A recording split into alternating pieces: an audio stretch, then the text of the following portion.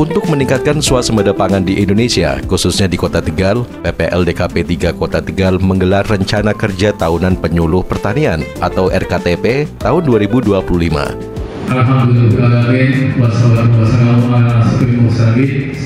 Giat diselenggarakan di wilayah binaan PPL dengan melibatkan masyarakat tani, KWT, maupun peternak yang berada di tiap kelurahan. Dalam kesempatan RKTP di BPP Sumur Panggang, Kepala DKP 3 Kota Tegal, Sirat Mardanus menyampaikan pentingnya untuk mendukung swasembada pangan, yaitu padi dan jagung, dengan mengoptimalkan indeks pertanaman atau IP, mengoptimalkan lahan kurang produktif untuk ditanami jagung. Maka lahan kurang produktif untuk tanam jagung. Ini yang pertama. Yang kedua, harga pembelian gabah kering panen dan jagung sudah dijamin pemerintah, jadi jangan takut. Selain itu disampaikan pula pemerintah sudah menjamin harga pembelian gabah kering panen dan jagung, memaksimalkan penyerapan alokasi pupuk bersubsidi agar penyerapan tahun 2025 menjadi 100%, serta mencari sumber pangan alternatif untuk penganekaragaman pangan. Adalah meningkatkan produksi pertanian, baik itu di sektor tanaman pangan yang berupa padi maupun jagung dan umbi-umbian, maupun sektor tanaman hortikultura yang meliputi tanaman buah maupun tanaman sayur-sayuran.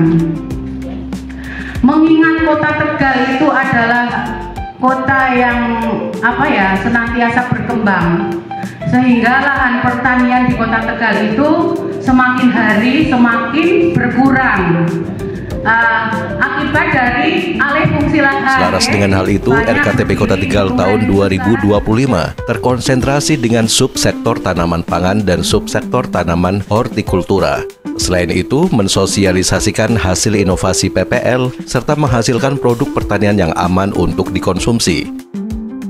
Subsektor tanaman pangan meliputi padi, jagung, kedelai, dan umbi-umbian. Sedangkan subsektor tanaman hortikultura meliputi tanaman sayur-sayuran, baik sayur berjenis daun seperti sawi, pokcoy, kangkung, dan sebagainya, maupun jenis sayur yang berjenis buah seperti cabai, terong, kacang panjang, bawang merah, dan sebagainya. Kota Tegal itu walaupun lahan pertaniannya semakin hari semakin menyempit, tapi di sini ada potensi lahan pekarangan. Di sini banyak perumahan yang tersebar di beberapa kelurahan, walaupun di situ itu lahannya sempit, tidak luas, tapi bisa dimanfaatkan untuk menanam sayur-sayuran, baik itu bayam, kangkung, cabai. Ya, saya sering ngobrol dengan para petani-petani yang ada di sini, yaitu tentang bagaimana kemudahan-kemudahan di dalam penanaman, sarana prasarana, tentang masalah pupuk supaya juga mudah. Kemudian yang menjadi perbincangan yang sering saya dengar itu masalah yang di air itu, Pak. Untuk meningkatkan produksi pertanian sekaligus menghasilkan produk pertanian yang aman untuk dikonsumsi, PPL Kota Tegal terus gencar mensosialisasikan teknologi pertanian modern ramah lingkungan seperti biosaka, kompos BLT, pestisida nabati, ekoenzim, pembuatan pupuk organik cair atau POC daun gamal, dan pengelolaan program irigasi pompa tenaga surya.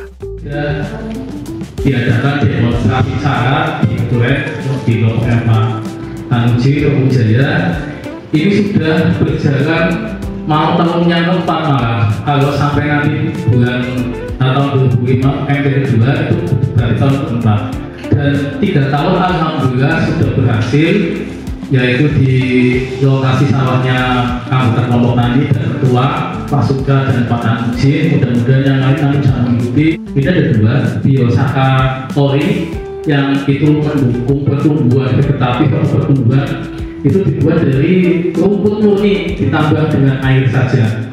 Dan tahun 2024-nya kami mengembangkan yaitu dengan biosaka MKP. MKP itu monokalium fosfat. Jadi kandungan kaliumnya dan fosfatnya itu dalam kadar yang tinggi dan sudah bisa langsung diserap oleh mata. Atau suatu saat kita butuhkan untuk membuat ini. Jadi kita dalam berusaha kami jangan berpikir selalu membutuhkan biaya yang besar. Manfaatkan apa yang ada di sekitar kita supaya kita bisa menghasilkan sebesar-besarnya. Ketika kita membuat ini, itu harus tertutup rapat. Tertutup rapat. Minimal itu 4 hari. Itu nanti ditandai dengan begini. Kalau dia jadi, itu ada enggak? Selatan ya. Ini baru yang diproduksi oleh dari Jahe dan Terbang. Ya, bagus ya. Betul ya. Nah, ini kafe Pak. Nah, ini produksi juga ada telur, ada pisang, ada air kelapa. RKTP 2025 juga mengarah pada upaya tercapainya swasembada pangan dari sektor peternakan seperti susu, telur maupun daging yang aman untuk dikonsumsi dan tercukupi dengan pendampingan yang dilakukan oleh PPL kepada para peternak. Rencana lainnya adalah menumbuhkan kelompok wanita tani atau KWT dan pengolahan hasil pertanian seperti pembuatan minuman dari bunga telang. Pada prosesnya, RKTP mengundang 20 perwakilan masyarakat tani atau KWT maupun peternak per wilayah binaan PPL. Dalam pertemuan tersebut dibahas berbagai permasalahan yang terjadi di sektor pertanian dan peternakan beserta solusinya. Dan dari kalau untuk seperti padi kita menggunakan padi 5 biji. Tadi sudah diterangkan semua nih. Sedang menggalakkan untuk swasembada pangan, salah satunya dengan bantuan Kirpon. Sampun kertas Kirpon mboten Bu. Kirpon niku irigasi pengumpaan.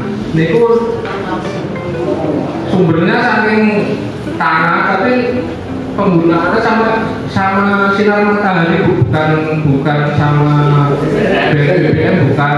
Ini berarti tidak mengeluarkan biaya. Dengan kegiatan RKTP 2025 tersebut, proses kegiatan penyuluhan diharapkan bisa terarah, efektif dan efisien, serta selesai sesuai waktu yang telah ditentukan. Siap mendukung swasembada pangan. Sukses!